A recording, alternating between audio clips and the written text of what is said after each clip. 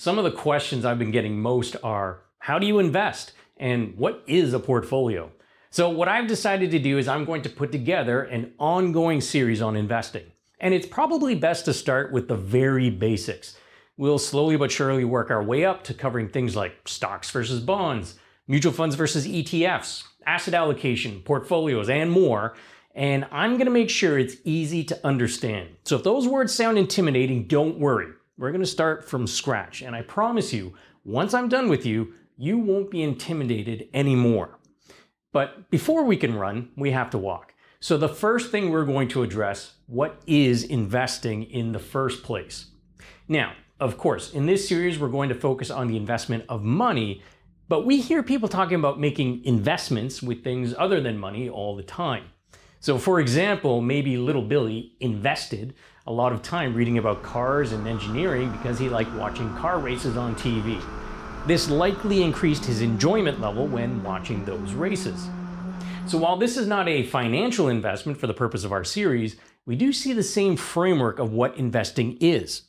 Investing, in general, is the committing of resources into some endeavor or thing in the expectation of a positive return. In Billy's case, the resource he was committing was his time.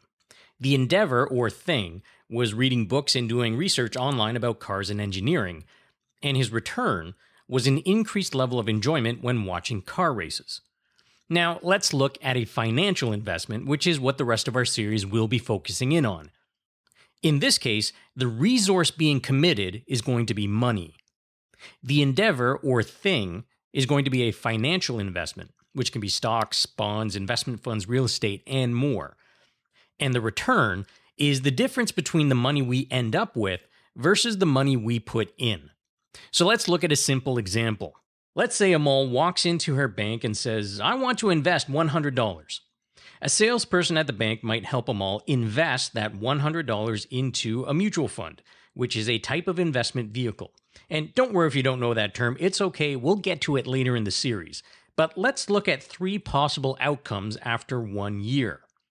In outcome 1, the value of our holding in this mutual fund has increased to $110.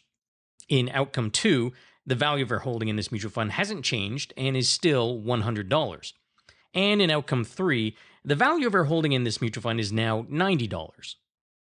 So she's either had a return of plus 10%, 0%, or negative 10%. So going back to our definition of investing, Amal committed resources, in this case financial resources, or money, totaling $100, into an endeavor or thing, in this case the mutual fund, which is a type of financial investment, in the expectation of a positive return. We showed 3 possible return scenarios and saw that it was possible to have a positive return, a flat return, or a negative return. Okay, so now we have a working definition of what investing is in general. And I've given you a bit of a hint that sometimes it might not work out in the way you might expect. You can consider this like dipping our toes into the most famous and fundamental concepts in investing, risk versus return. But we'll tackle that in detail in another video in this series, and you do not want to miss that. So here's a quick little commercial. Subscribe to this channel to make sure that you see that video and all the other videos in this series. There's going to be plenty. In our next video, which yes, I will publish in the next few days, we are going to tackle another fundamental question. Why invest in the first place?